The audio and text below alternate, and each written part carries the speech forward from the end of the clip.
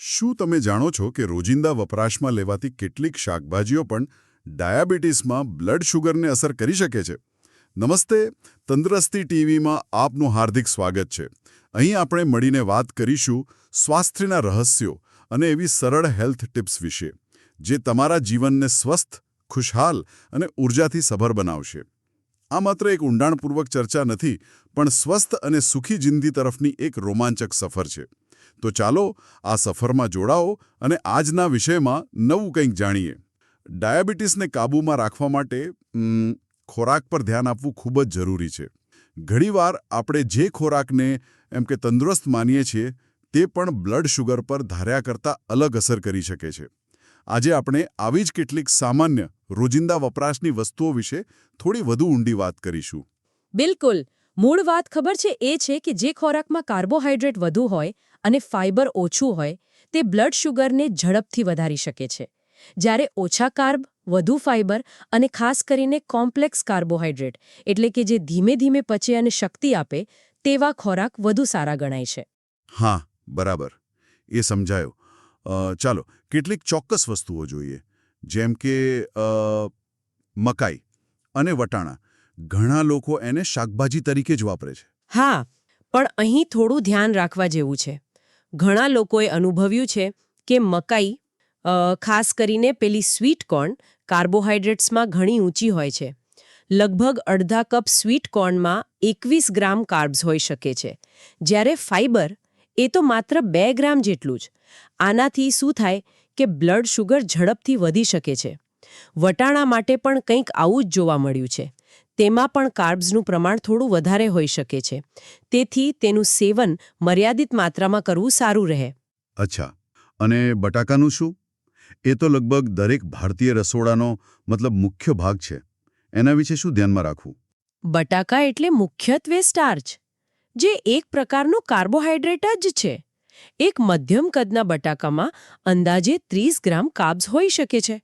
અને હા, તળેલા બટાકા જેમ કે ફ્રેન્ચ ફ્રાઈઝ કે પછી આપણા ભજીયા, એ તો વધુ નુકસાનકારક બને છે. ઘણા ઘરોમાં એક ઉપાય અપનાવવામાં આવે છે કે બટાકાને પહેલા બાફી ઠંડા કરીને પછી વાપરવાથી તેનો સ્ટાર્ચ થોડો બદલાય છે. રેઝિસ્ટન્ટ સ્ટાર્ચ વધે છે એમ કહેવાય, અને શુગર પર ઓછી અસર કરે છે. પણ તેમ છતાં માપસર ખાવું તો જરૂરી જ છે. બરાબર. અહીંયા જ શક્કરિયાની વાત પણ કરી લઈએ. એ તો બટાકા કરતાં વધુ સ્વાસ્થ્યપ્રદ ગણાય છે, ખરું ને? હા, અમુક અંશે એ સાચું છે. શક્કરિયાનો ગ્લાયસેમિક ઇન્ડેક્સ, એટલે કે તે કેટલી ઝડપથી બ્લડ શુગર વધારે છે, તે બટાકા કરતાં ઓછો છે. પણ તેનો ગ્લાયસેમિક લોડ એટલે કે ખાધેલી માત્રા મુજબ કુલ શુગર પર કેટલી અસર થાય છે તે? તો શક્કરિયાનો ગ્લાયસેમિક લોડ મધ્યમ ગણાય. સરળ શબ્દોમાં કહું તો, જો વધુ પ્રમાણમાં શક્કરિયા ખાવામાં આવે તો પણ બ્લડ શુગર વધી શકે છે. એટલે માત્રા અહીં પણ મહત્વની છે. ઓકે. શાકભાજીના રસ વિશે ઘણી ચર્ચા થાય છે.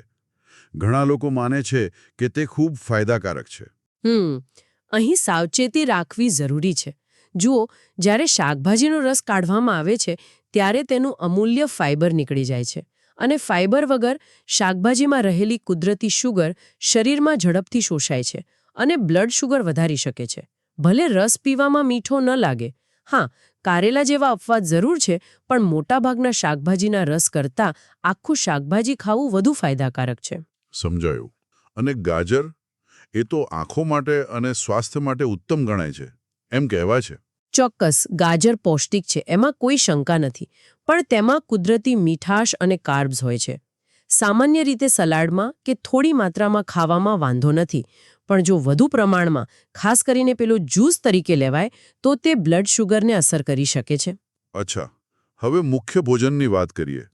સફેદ ચોખા અને સફેદ બ્રેડ. આ તો આપણા રોજિંદા ખોરાકનો ભાગ છે. હા, અને આ બંને રિફાઇન્ડ કાર્બોહાઈડ્રેટ્સ છે. એટલે કે પ્રક્રિયા દરમિયાન તેમાંથી ફાઇબર અને ઘણા પોષક તત્વો નીકળી જાય છે. આને કારણે તે ખૂબ જ ઝડપથી પચી જાય છે અને બ્લડ શુગરને એકદમ વધારી દે છે. જેને શુગર સ્પાઇક કહેવાય છે ને, એવું થાય. સફેદ બ્રેડમાં તો ઘણીવાર છુપી ખાંડ પણ ઉમેરેલી હોય છે. એ પણ ધ્યાન રાખવું. તો આના વિકલ્પો શું? આના વિકલ્પ તરીકે બ્રાઉન રાઈસ, ક્વિનોઆ અથવા મિલેટ્સ જેવા આખા અનાજ વધુ સારા છે. અને હા, ચોખાને રાંધવાની અમુક રીતો, જેમ કે વધુ પાણીમાં ઉકાળીને ઓસાવી દેવાથી સ્ટાર્ચ ઘટાડવામાં થોડી મદદ મળે છે, એમ પણ જોવા મળ્યું છે. રસપ્રદ. અને છેલ્લે પેલું બીટ અને કોળું જેવા રંગીન શાકભાજી વિશે શું કહેશો? બીટ અને કોળું બંને પૌષ્ટિક છે, પણ તેમાં અન્ય શાકભાજી કરતાં કુદરતી શુગર અને કાર્બ્સનું પ્રમાણ થોડું વધુ હોય છે. તેમનું સેવન પણ માપસર કરવું જોઈએ, ખાસ કરીને બીટનો રસ.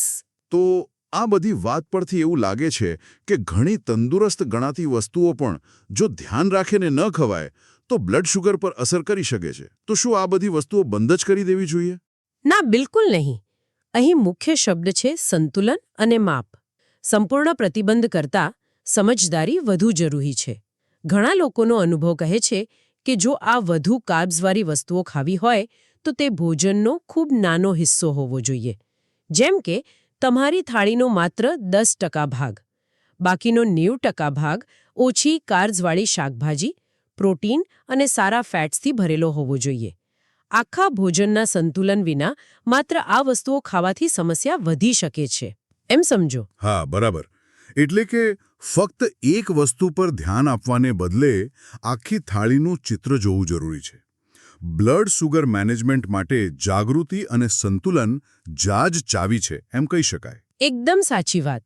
કયો ખોરાક શરીર પર કેવી અસર કરે છે તેની સમજણ આપણને વધુ સારા નિર્ણયો લેવામાં મદદ કરે છે. આ ચર્ચા પછી એવી કઈ એક ખાવાની આદત છે જેના પર શ્રોતાઓ પુનર્વિચાર કરી શકે? આ એક વિચારવા જેવો પ્રશ્ન છે, ખરું ને? ખૂબ સરસ મુદ્દો ઉઠાવ્યો. આશા છે કે આ ચર્ચા બધાને ઉપયોગી થઈ હશે.